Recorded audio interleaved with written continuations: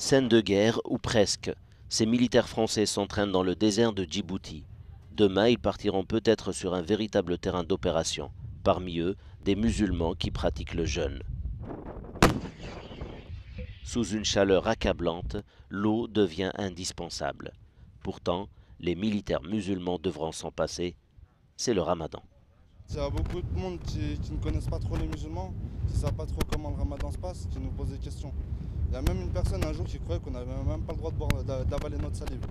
Sur le terrain, ces musulmans sont des militaires comme les autres. Mais un aumônier veille sur eux. La hiérarchie y voit une action positive. La première fois que j'en ai vu un d'aumônier musulman, quand j'ai vu l'entente qui s'est créée entre lui, les aumôniers catholiques et les aumôniers protestants, ça ne nous laisse pas indifférents, ça fait bien plaisir. La campagne de tir est finie. Le soir, les militaires musulmans se réunissent pour rompre le jeûne. C'est l'aumônier qui dirige cette modeste cérémonie. Des dattes, du lait et de l'eau, c'est largement suffisant pour marquer la fin d'une journée de ramadan.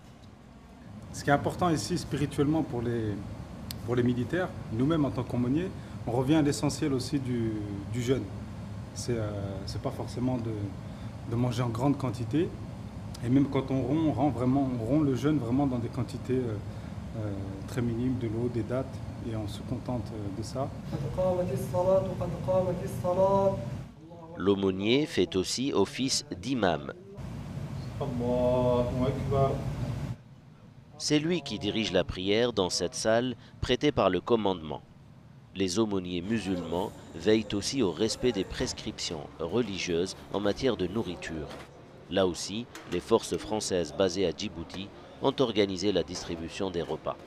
Souvent, les gens pensent que les rations sans porc sont des rations que les musulmans peuvent manger. Donc sans porc, on ne veut pas dire halal. On est obligé quand même de demander aux compagnies un effectif rationnaire. Et dans cet effectif rationnaire, il faut demander les musulmans. Pour justement après bien faire la distinction pour les rations avec porc et sans porc, et bientôt avec et sans porc et ration halal. L'aumônerie musulmane existe depuis 5 ans et compte une trentaine d'aumôniers.